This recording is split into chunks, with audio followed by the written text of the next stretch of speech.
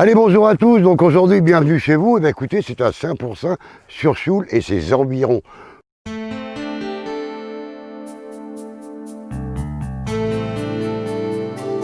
Il n'y a pas que du bon vin dans la région de Saint-Pourçain.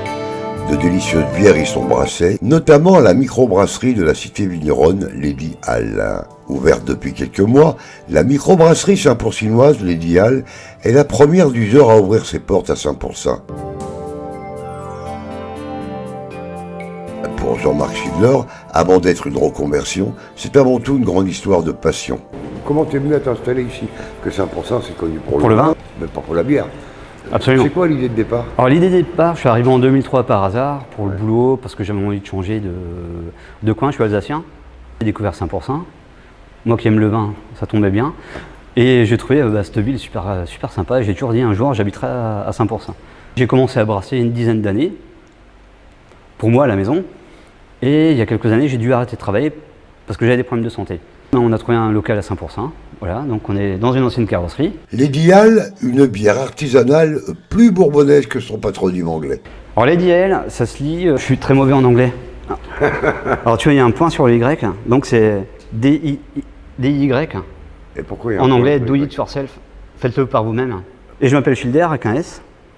Tout comme les grands chefs, le choix des produits est la base de réussite. Jean-Marc sélectionne tous les composants de sa bière en privilégiant les produits locaux et bio. Il y a 4 ingrédients par ordre de croissance. L'eau, c'est l'ingrédient essentiel vraiment. Le malt, donc le malt en général c'est d'orge maltais. Le houblon et la levure. Voilà, avec ça on fait de la bière. Donc le malt c'est d'orge maltais, c'est-à-dire qu'il est germé, séché, touraillé par exemple. On a plein de malts différents.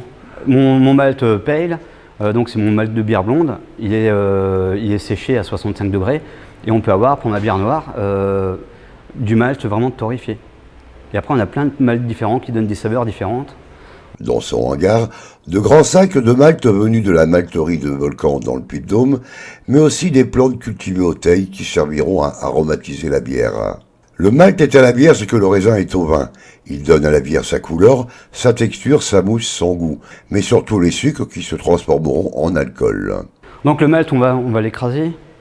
On va pas faire de la farine, on va juste l'écraser dans le moulin là-bas. Ouais. Et après, on va faire une grosse soupe en fait, qu'on cuit. Après, ça dépend des brasseurs, de la façon de brasser de la bière que tu veux faire. Alors moi, je suis je suis des ales un peu anglaises, ça tombe bien. Et ma façon de brasser, ça s'appelle le Monopoly Infusion. Donc c'est-à-dire qu'on va porter notre grain et tout ça à entre 65 et 68 degrés pendant 1 heure. On va extraire l'amidon, on va le transformer en sucre. Ça se passe là-dedans. Donc là-dedans, il y a un agitateur. C'est une céréale, le plus souvent de l'orge, qui a été lancée en germination pour activer ses enzymes séchées, mais plus ou moins grillées selon l'effet recherché. Une fois mélangé avec de l'eau chaude, le malt forme un gruau épais qui sera filtré puis bouilli avec du houblon. Ce dernier apporte des notes fraîches, fruitées et amères, ainsi qu'une meilleure conservation. Donc ça c'est ce qu'on appelle la cuve filtre ou la cuve d'empâtage.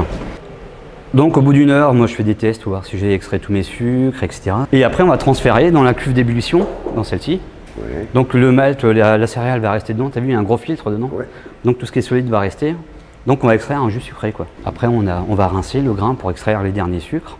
Et donc là on arrive par exemple à 1400 litres. Et donc on a un jus sucré. Et là on va mettre à bouillir. Ouais. Et c'est là ce qu'on rajoute le houblon en fait. Pendant combien de temps? 1 heure, 1 heure et demie, selon les recettes.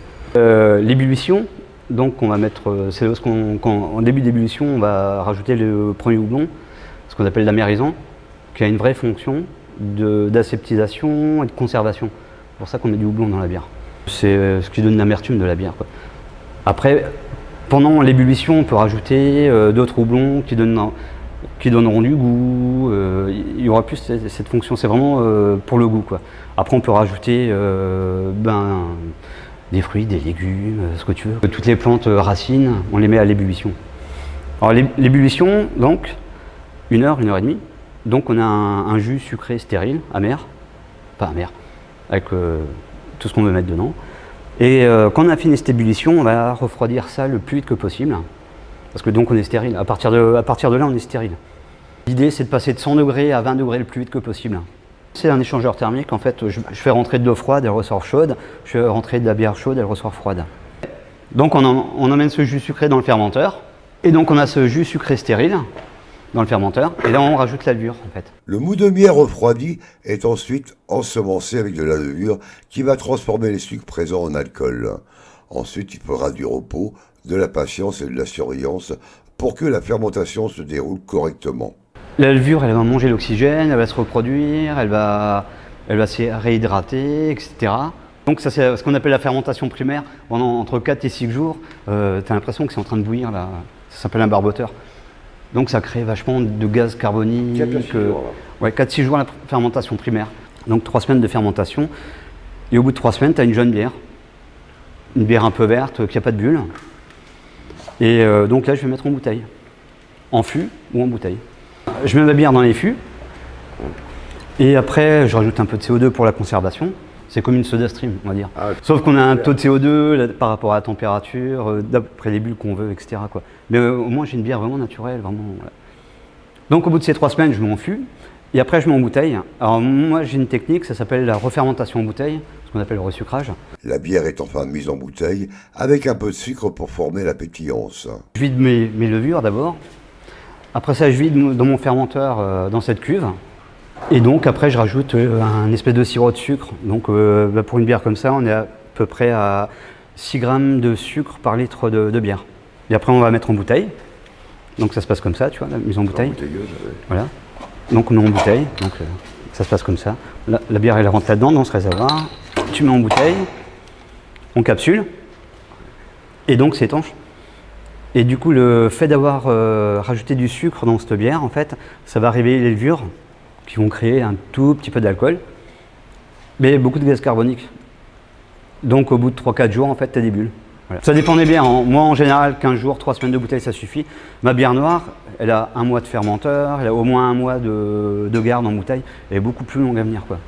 De nouvelles recettes sont en cours de réflexion qui seront sans nul doute très mentholées. Tu as de l'amande, de la mélisse, du thym citronné, de l'hibiscus.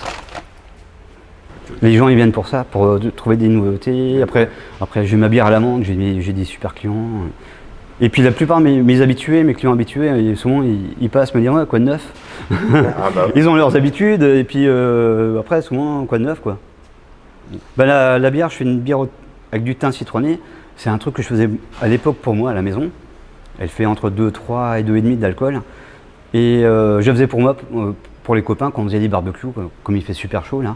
Donc 2,5 d'alcool ça suffit. Mais moins on met d'alcool, moins tu auras de saveur dans la bière. Le brasseur malteur fabrique de la bière.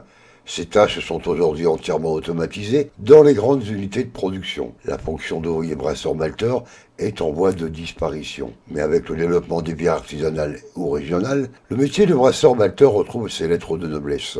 Faire de la bière, ça s'apprend. Est-ce qu'il y a un apprentissage? Non. Il y a l'université. Il y a 2 universités qui forment, donc c'est un diplôme d'ingénieur, de maître brasseur, et c'est tout. Au début des années 90, j'ai un copain de ma mère qui faisait sa bière à la maison. Voilà. Et ça m'est toujours resté, ça. Je voyais que ces casseroles et tout ça, ça n'existait pas encore à l'époque, ce qu'on appelle la craft beer ou la bière artisanale.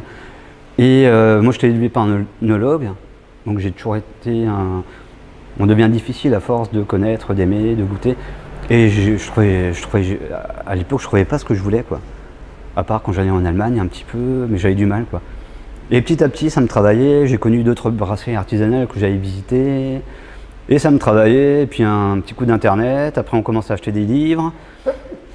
Et après, on dit à madame, tiens, il me faudrait bien 500 € pour acheter un peu de matos. Et puis, à un moment, on se lance ou pas, quoi.